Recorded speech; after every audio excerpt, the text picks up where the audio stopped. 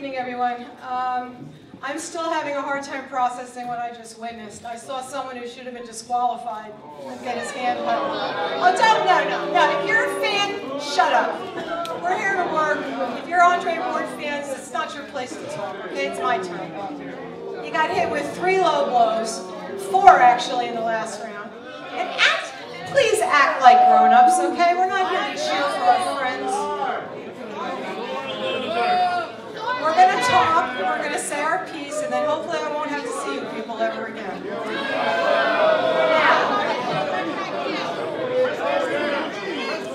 we asked the commission for an instant replay analysis. They did not give it to us. We will file a protest on Monday. If you look at the instant replay, you see the back. Stop shouting. Are you journalists? Then shut up. We asked for an instant replay. If you look at the instant replay, which the commission refused to look at tonight, you see the back of Sergey's cup going up 1, 2, 3 times. I've never seen somebody knocked out on a low blow until tonight. And I have to say, I hope I don't ever have to see it again. When the fight ended, Sergey was up on one of the cards, and he was down by a point on the other 2. The fight was very close. At the beginning of the 8th round, a low blow was thrown. The referee did not protect Sergey. He waved him back to fight. And then the damage started happening. When you got into that corner at the end, 3 low blows. When you see the replay, they're hard to miss. It's a shame. It's a shame. Because, again, get on that track. Again, when somebody doesn't seem to know how to win a fight without fighting dirty, the other guy has to start fighting back to defend himself. It's a shame. Andre Ward's a terrific fighter. Will you stop talking? It is not your place. The fans are not supposed to be in here. The journalists have work to do. Independent press. The reporters have a job, and you people aren't making it any easier. Is he going to stay here the entire press conference, or he's going to leave early again?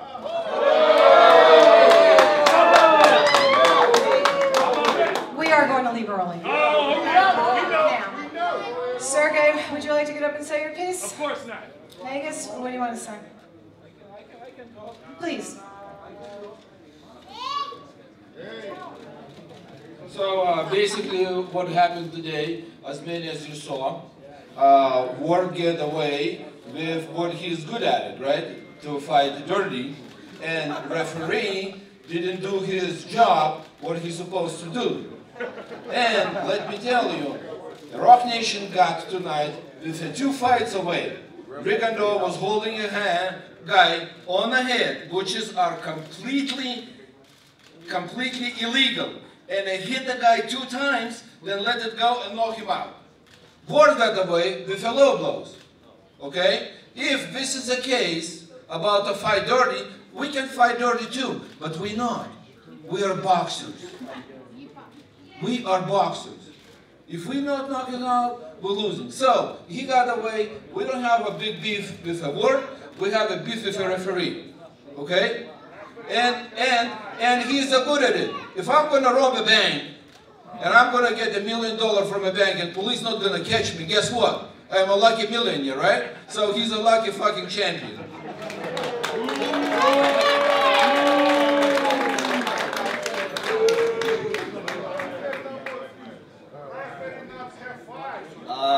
Thank you very much, just to all my boxing fans, and that you came to support me, and you saw everything, you know, again, like, didn't give me to do my job, you know, like, what happened is happened again. He's really lucky, son of judges. Thank you very much. What happened the first time?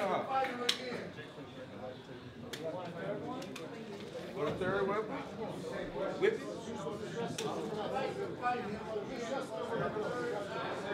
What?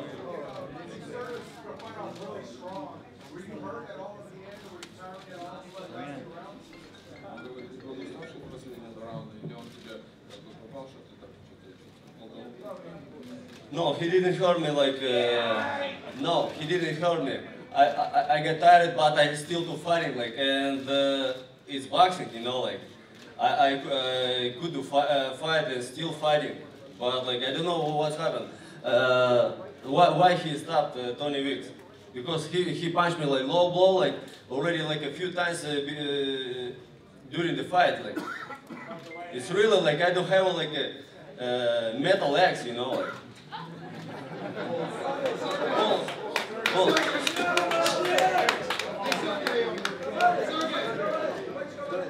The first fight you said that was a robbery. The second fight, did you think it was a robbery as you promoted it?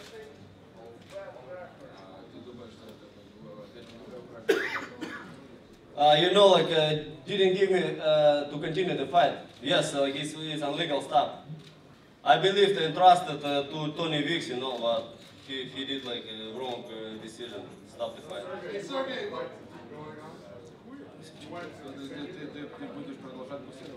Of course, I continued to fight. Like I didn't hurt like to stop my career, you know. Like I didn't get any hurts to stop my career. I was to continue this fight, like, and who knows who will get the victory if didn't stop the fight. Like illegal stop, the rule. I didn't agree with this stuff. Hey, SERGEY, what got you so tired? He said you got tired again. Too much vodka. Too much excited. You need like 10. Too much vodka, boy. You know, like what happened is happened. You know, like yes, I got this prepare was much better. You know, like maybe was like very nervous for this status of the fight. You know, like rematch. I don't know, but yes, I did it much harder than I should. I was ready for all 12 rounds, but I didn't agree with stopping. Is he the best opponent you've ever faced? No. He's not the, who's the best? This is not the best. Who's the best? Who I fought? Yeah. No, not Andre Ward. Yeah. Yeah, if like a dirty fighter, yes, he's the best of dirty fighters.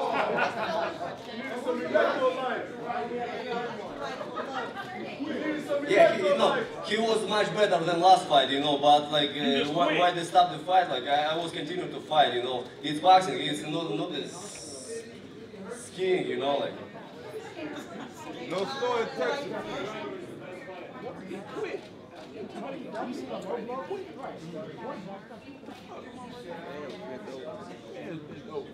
You were sitting on the road. Just quit. Just tell the truth. You know, like, yes, I would to stop his career, and I said about this, you know, but we didn't fight all 12 rounds, you know. It's boxing, and any punch can stop the fight. But decision was like not to my side today again. Like.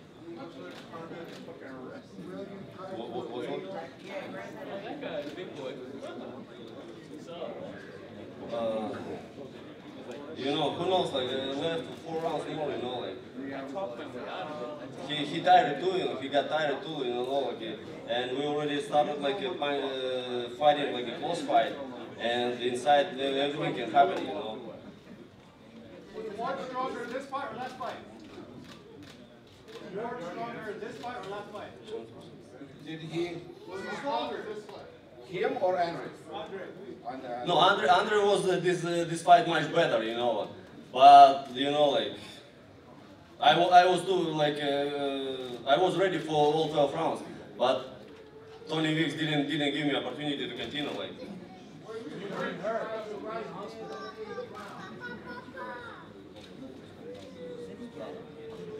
You know, I was I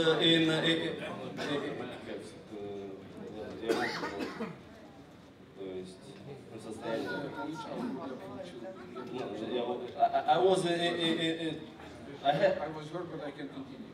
Yeah, I had to continue, you know, like, yes, he punched me, but, you know, but I was in condition to fight, like, continue to fight, you know, like, it's boxing, it's not like a hockey playing, you know. I have a question for you. So, sir, you have Lomachenko. Are you willing to make Guillermo Vigoglias versus Lomachenko a fight that it can be history? Are you Cuban? Yes, I am. But it doesn't matter. It doesn't matter. It doesn't matter that I'm 25 because people are American. This is a press conference for KOVALEV Award, not Lomachenko. Yeah, and you lost me fine. You said that I stole. So Boy.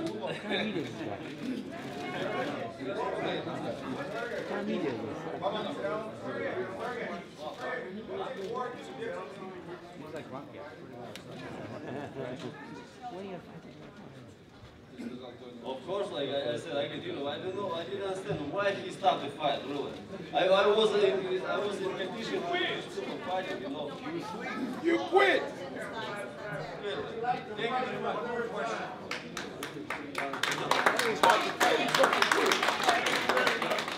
That ain't water you drink.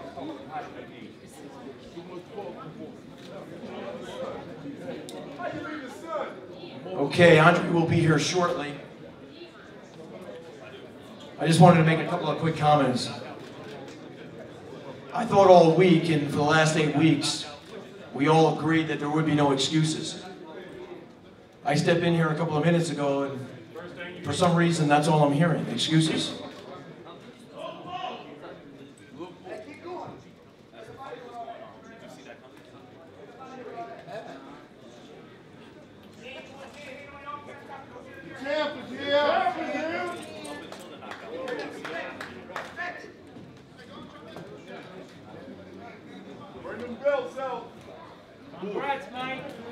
Thank you so much. You saw a brilliant performance tonight. Let's give it up for Andre Ward, the champion, the #1 pound-for-pound fighter in the world today. No disputing that fact. No disputing that fact. As we talked about, there are no excuses. I think Kathy and Main Events, they're just trying to save themselves tonight. Oh yeah. I heard something about filing? Tell business. Something with the commission? Tell business. Okay. Yo, get lost, pal. Get out of here, please. That light tin ain't nothing to play with. Yeah. All right, pull it up again, Andre. I see you, Rose. Virgil, congratulations. Also, SOG.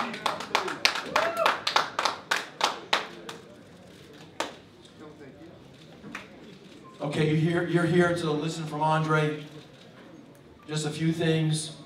I'm so proud to introduce the unified light heavyweight champion of the world, the #1 pound-for-pound fighter in the world, a man that showed you a brilliant performance tonight, Andre Ward.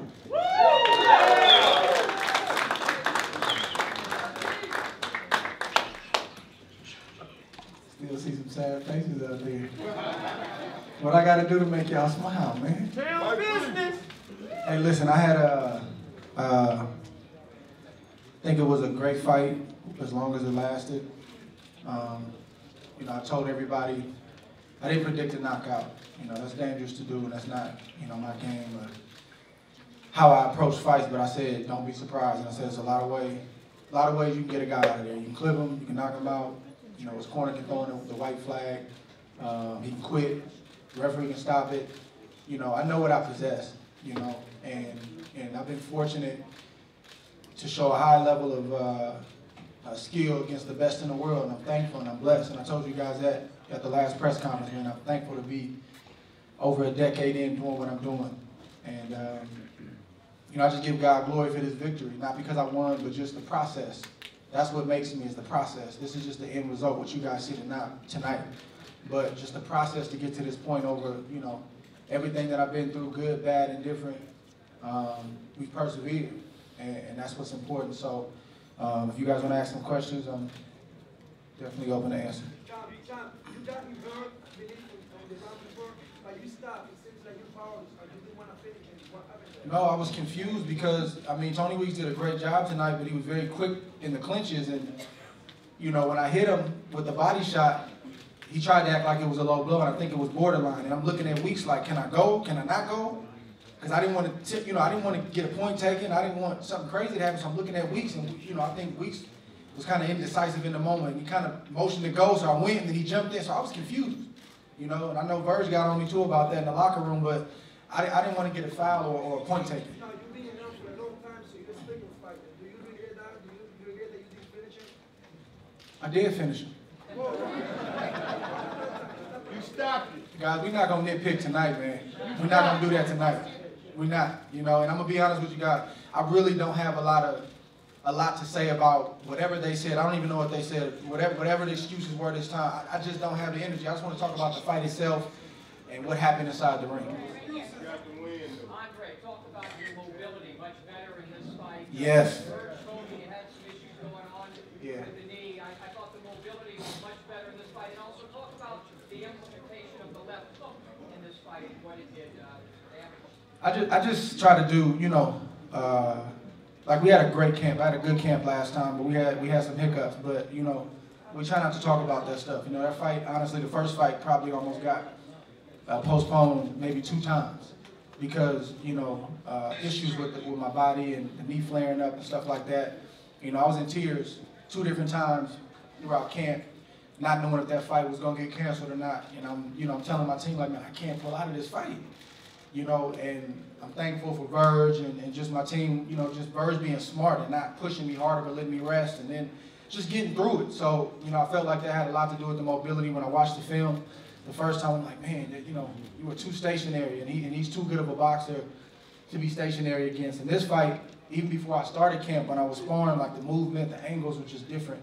And that carried over into an 8-week camp, so I knew that tonight was going to be different. And the left hook. Talk about the left hook. Yeah, no, I'm naturally left-handed. You know, Verge turned me around, you know, when I was a kid. So that's my money shot, the jab and the left hook.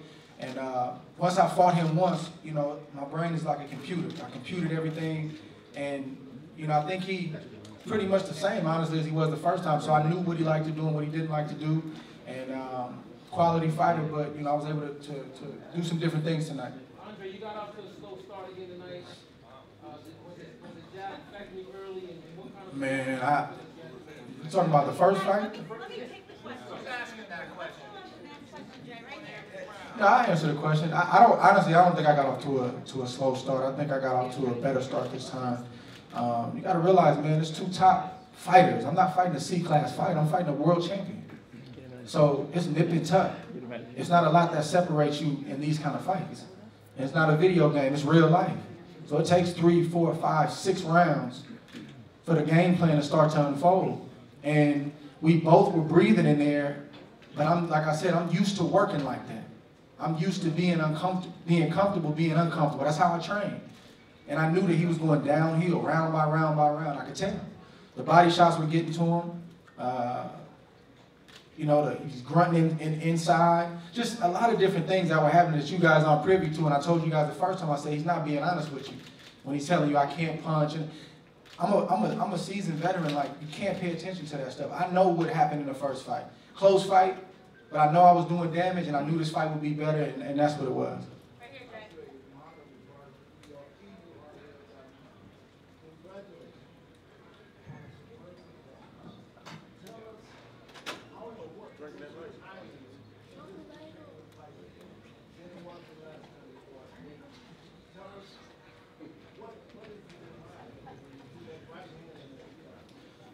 The timing was just a result of just me being active over the last year and a half. You know,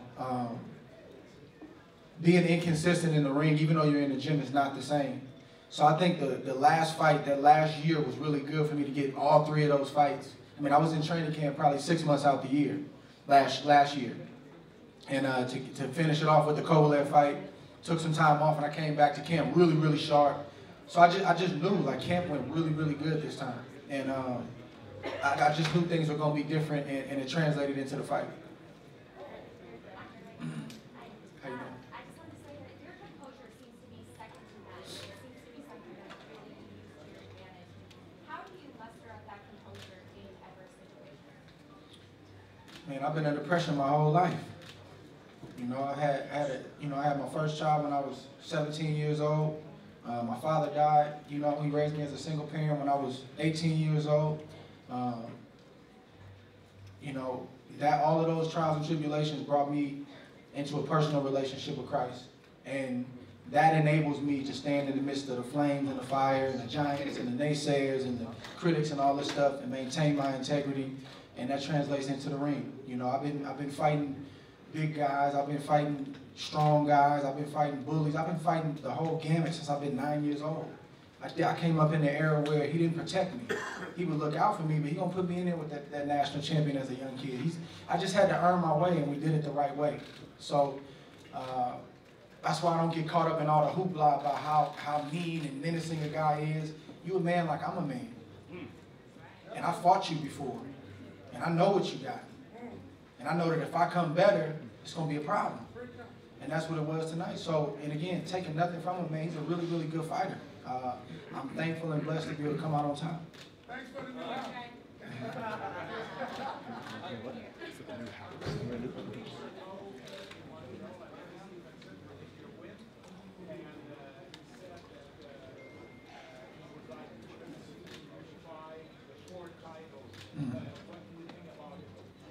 I don't know. We just got to see. We got to talk about it. You know, I haven't really, you know, no disrespect to Stevenson, but I haven't really even been thinking about Stevenson. I'm kind of indifferent toward that matchup right now because, you know, when I made the move to go to 175, the target was Kovalev.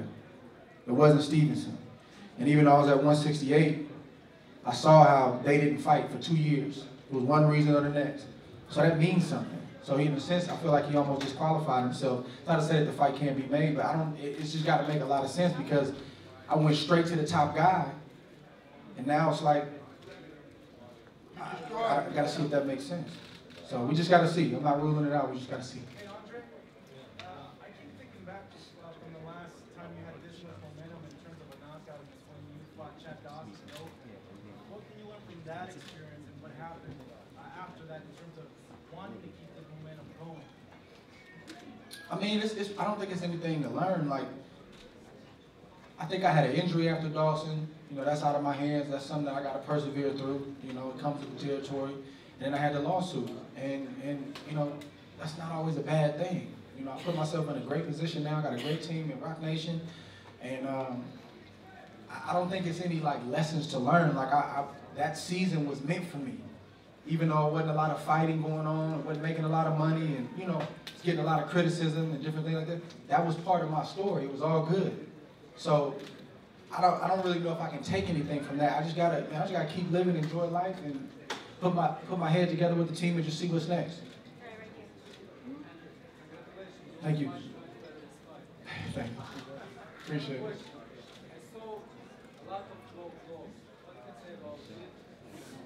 God bless you, man. God bless you. How important is for you as a boxer that tomorrow you're going to be the best pound for pound? Man, I don't know. Nothing is, in this sport, nothing is guaranteed. I don't know. There's no doubt. I mean, I don't know. We just got to see if I'm. It's a fact, Jeff. It's a fact. If I'm at the top of that list, I'm thankful. I'm thankful, and I'm blessed. You know, if not, I got to keep my head down and keep pushing. But if I am, then I'm thankful. Hey, Andre,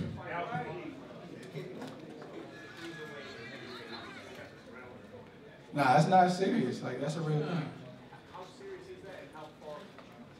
I mean, it's more like it's a dream. Like, I don't have anything on the books right now for a cruiserweight fight, a heavyweight fight. I know it sounds crazy when you're light heavyweight, and I'm not the biggest light heavyweight.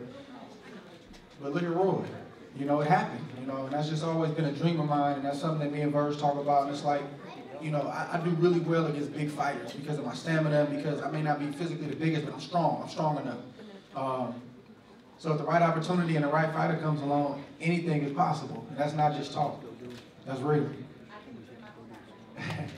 That's all good. How you doing, Andre? I only give you this name and ticket. Quick question. Do you still love this game of boxing? And also, your trainer, Virgil Hunter, does he still, when you train, does he put that in you to say, you gotta still love this? I still love it. If I didn't love it, I wouldn't do it because it's extremely hard, man. You know, and to be honest with you, you know, Verge doesn't have to push me. You know, he's more. Verge is there as my eyes and my ears. He sees what I can't see. You know, his job is to manage what I'm doing. You know, to tell me if I'm doing too much. You know, he just makes sure that I'm right on point. You know, that's his job. You know, but in terms of, like, if I need him to push me at this stage of my career, something is wrong. You know, his job is to pull me back, tell me to take a day off, No, we're not going 12 rounds of sparring today. We're going to go 8. That's Verge's job, and obviously the technical piece of it. So, but I'll tell you what, as you get older, I still have the desire, I still have the passion, but I'm very, very aware that I'm punching my clock when I go to the gym. And when you're in your early 20s, you don't think about it. You just go in there and you warm up for 5 minutes, and that's it. Now it takes me about 30 minutes to get ready. So I know I'm getting a little older, but I feel like I got a lot left in the tank. Congratulations. Thank you, sir. Hi, Andre. Congratulations on a phenomenal performance. Thank you. And I just want to ask about the timing aspect of the fight. I noticed from the beginning you were really doing great with the feints, and you seemed to really throwing his timing off. Can you talk about what you did to do that? And you also seem to kind of get ahead of it mentally, which I know is one of your signatures. Great questions. I think the key for the timing thing was just to keep, we call it my motor, my feet, keep my body moving. You know, that's what I didn't do in the first fight. I did a lot of posing and kind of standing still. And he's a really, really good fighter. He's a timing fighter. He's not the quickest. He's got good timing though. And a lot of Russian fighters, they're good with their timing. So the key was keeping my motor moving, giving him different looks, whether I was feinting him, whether I was acting like I was going to do something, whether I just attacked him out of the blue. I got to keep giving him different looks. And that was the most disappointing thing that I saw when I watched the first fight. I'm like, dude, you just gave him some rounds just by not doing nothing, you know, and just posing. And that was something that we worked on all camp. You know, I had great sparring. First fight, I think I sparred 107 rounds total.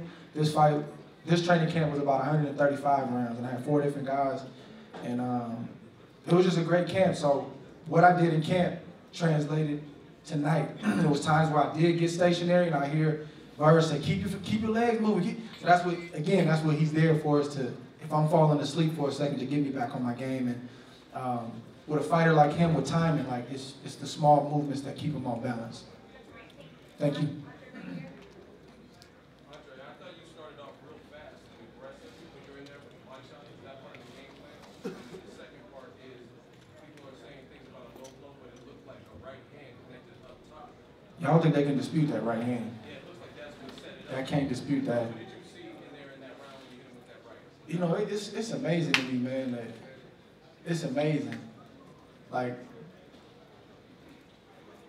even after this, you still get some of this, like they find something to talk about.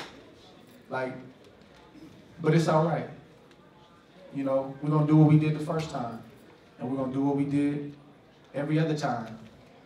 Is keep our head down, stay humble, and just keep working. And as far as the fight, of course there's gonna be shots that get away from you. You know, but if I think there should be a discussion if there's some intentional fouling over and over. If I'm trying to get out of trouble and I hit him low because I'm hurt. But when he's bending over and look, you're gonna hit a guy on the belt line sometimes. You're gonna hit a guy low sometimes, but it wasn't intentional. We're gonna talk about low blows. Let's talk about the rabbit punches. I got knocked on the side of my head. Let's talk about that. If we're gonna talk about the one side of the coin, we got to talk about the other. Let me finish real quick, and I'll let you talk. Sorry, buddy. If we're gonna talk about that, let's talk about the other. I'm very quiet with this stuff. I normally don't challenge you guys on this stuff, but tonight, there's no discussion about nothing. We did this tonight, and the right hand is really what got it started. Can't dispute that. He was out on his feet.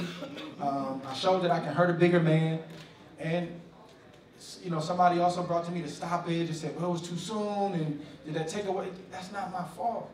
I did what I had to do. But when you're in a feeble position, like he's in a feeble position, the ref maybe could have let it go a little bit longer, but that's not my fault. That's not my problem. I did my job. I did my job. You said the Rico fight? Excuse me? The Rico and Dole fight? Yeah, I did. What do you think about it? We didn't have any sound with the television, so I couldn't see when the bell rang or not. What was the decision? I didn't understand how the decision went. No contest? No. He got a knockout? Yeah. It's a good shot. I don't know if it was late, but it was a good shot. I saw the shot. I didn't have any sound on the TV. Okay.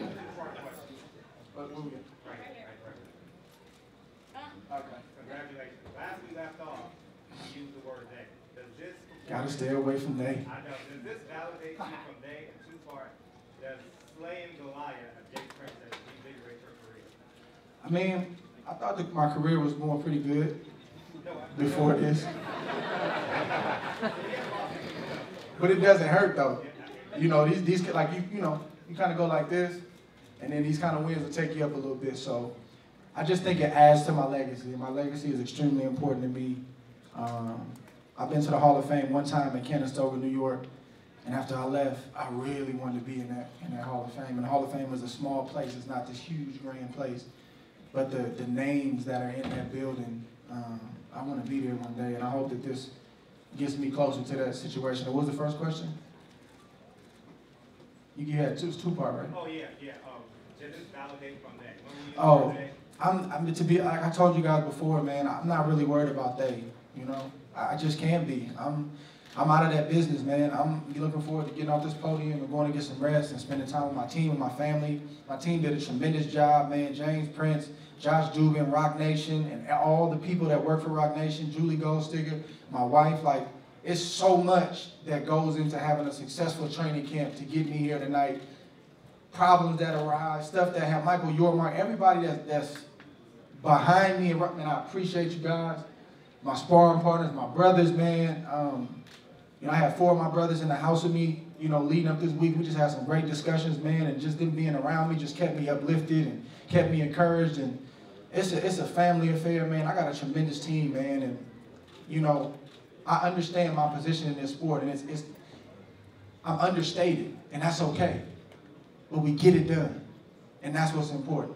What did Kevin Durant talk about in the ring?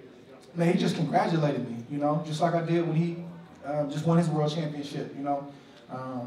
We don't just see each other when things like this happen, you know. We text, you know, often and just encourage each other and just check on each other, and just to see his face, man. There's a lot of people from the Bay tonight that came through. Marcus Peters, Marshawn Lynch, E40,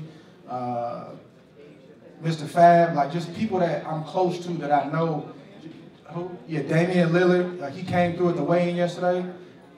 Yeah, KD, the rest of the Warriors, like Draymond Green, just man, there's just so many people here just to see their face, man, meant the world to me.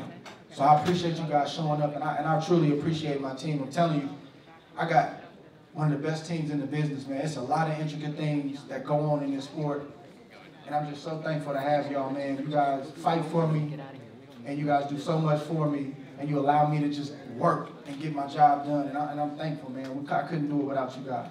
I appreciate you. Vacation is next. I don't know.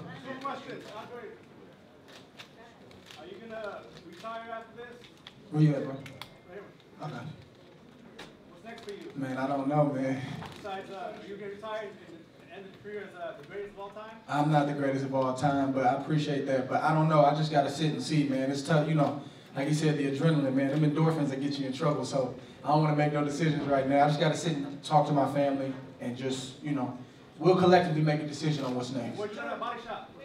It was good. It was mean. It was mean. Yeah, it was mean. Is there any other big fighter that you would like to fight? Somebody with a big name. Bring me a Conor McGregor. We can do it. Boxing rules, though. Boxing. No MMA rules.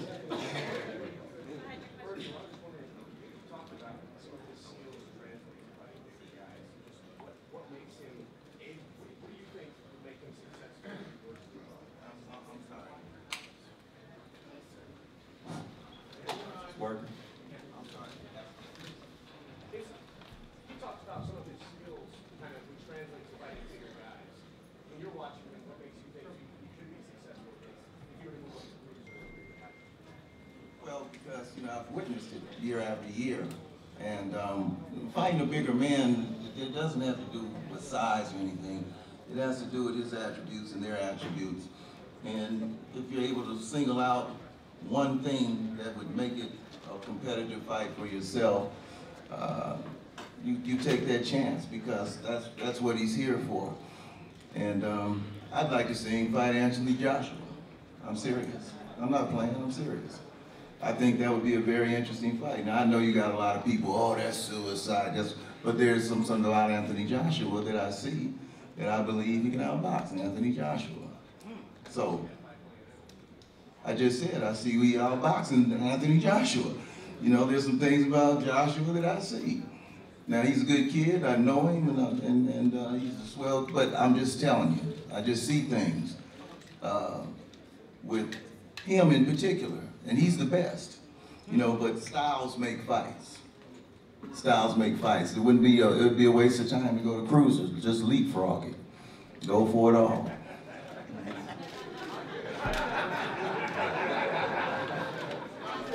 Got me sweating, man.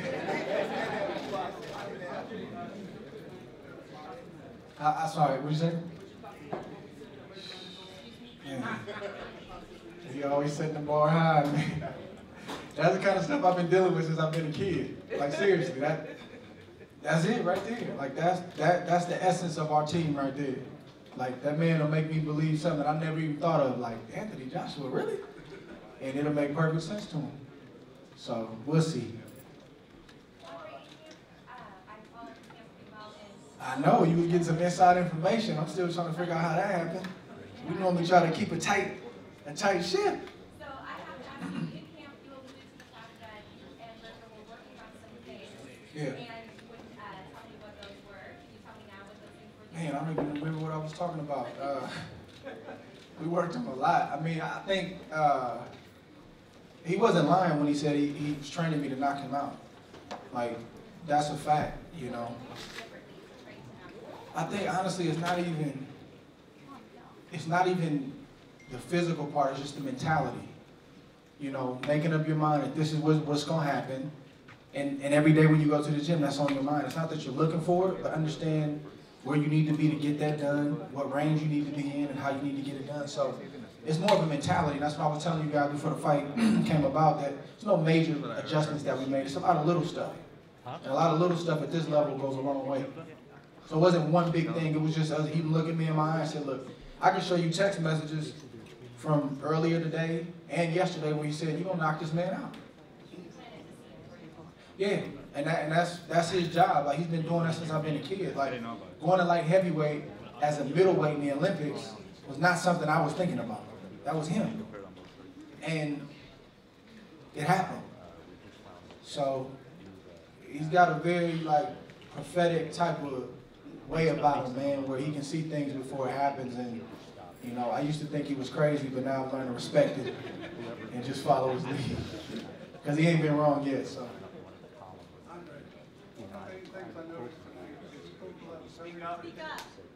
KOVALEV was very predictable, always leads with a left hand, never a straight right hand. So it looked like you knew that as the fight went on.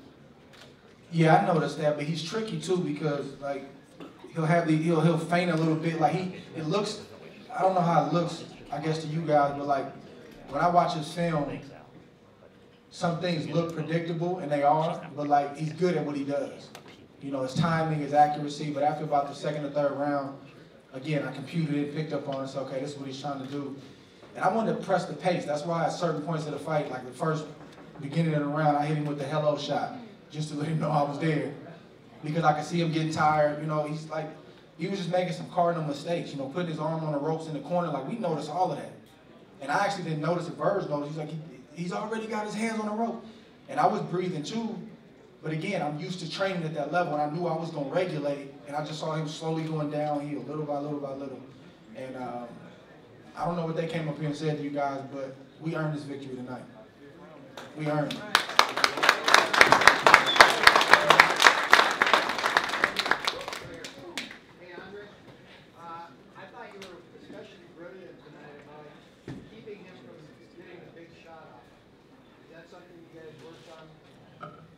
Yeah, and that's why when we tell you guys that it's about hitting and not getting hit, and that's why. It doesn't mean you're a reluctant warrior, it just means a strategy. It's playing chess, you know. If I know that you have a good right hand, doesn't mean that I can't take it, but why would I give you a shot just so I can land the shot? I'd rather have you miss it or have you miss as many as I can make you miss, get you tired, and then counter. And everybody's not fortunate to have, you know, a skill set like that, and I respect the guys that got to take two to give one. You know, that's a tough way to make a living too, but that's like the goal. Like, you can't give a guy like that with his accuracy too many shots because you'll start to wear down. You know, you got to make him hit air and then you got to make him pay for it. So he's a pretty good volume puncher, but he missed a lot of shots and that wears you down. And then, you know, toward, you know, last couple rounds, I was trying to make him miss and then step right to him and get you know, get right to work, and I could just feel him wearing down. That's a great, I tell you, that's probably, to me, that's almost as good as hitting a guy and knocking him out or wobbling him, is to feel him just methodically breaking down. And you know it's nothing he can do about it. Like that, I love that feeling. And you know that, hey, I'm breathing, but I'm going to regulate and I'm going to get stronger. And, you know, again, somebody asked me about the stoppage, but I honestly feel like if that fight, if that went another round, it could have got ugly. It could have got ugly. Because I don't think he wouldn't have recovered from that. Because it was a body shot and it was a head shot. So he kind of had big problems, no matter if the fight was stopped or not. Best stoppage you've had? Obviously it wasn't. I don't know. The Chad Dawson one was pretty good. You know, that was a big moment. Chad had just beat, you know, Bernard Hopkins, was a linear light heavyweight champion. But they said he came down in weight. But I'll probably say maybe this was the best one because I met this guy at his weight, so you can't say that about this one. Real quick, before we go forward with the next question, maybe he's not here because he's out doing his homework, but you know, we watch who reports and what they report and what they say, and if we think that the reporter is biased one way or another. And I'm not saying he is or he isn't, but I was just reading Dan Rayfield's excellent article on ESPN, and you know, he got it right. He said it started off with a big right hand that got KOVALEV jelly-legged. And that is that you? That was the big right hand. And the other thing is that something you guys haven't asked, which is a real interesting thing, is the scorecards. Andre was up on 2 of the 3 scorecards. So they can come here with all these excuses and everything. We give this man a round of applause. This was a masterful performance. One of the best fighters ever walked in the ring. I mean, come on, you got to give it to him tonight. No excuses. One last question. One last question. Yes. Thank you.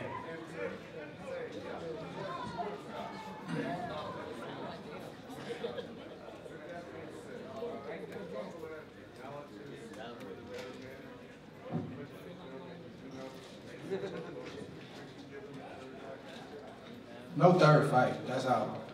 I don't think that makes sense. It may make sense, say for example, if he fought Stevenson, maybe won a belt 2 or 3 fights down the road. But again, y'all, like if we're gonna talk low blows, we're gonna talk rabbit punches. We can't talk one without the other. And I honestly feel like his was intentional because he doesn't really know how to fight inside. That's the best thing he can do.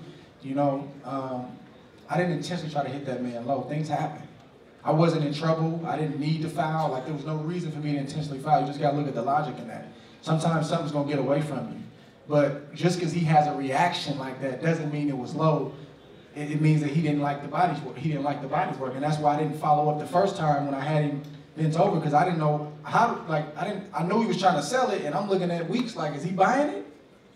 And Weeks didn't respond, and he would jump in and he pulled back. So I was in a tough spot, but this is boxing, man. You know, like I told you guys, I won by 12 rounds and somebody had something to say, oh, it was kind of boring, I fell asleep. Okay, man. Then I had a close fight. Well, people say it's controversial. And then we come back after the controversy and do this, and we talking low blow. But it comes into territory, man. I'm thankful. I appreciate all you guys. And we did it. We did it. Hey, listen, just a couple of quick things. Total attendance tonight was 10,592. That's 10,592. The HBO replay of this incredible victory by Andre Ward will be Saturday, June 24th at 10 p.m. That's Saturday, June 24th at 10 p.m. on HBO. One last comment on behalf of Rock Nation. What a great week for Rock Nation. Durant wins the championship and the MVP. Jay-Z, our founder, inducted into the Songwriters Hall of Fame. And obviously, a brilliant performance by Andre Ward tonight. Thank you so much for all your support, everybody.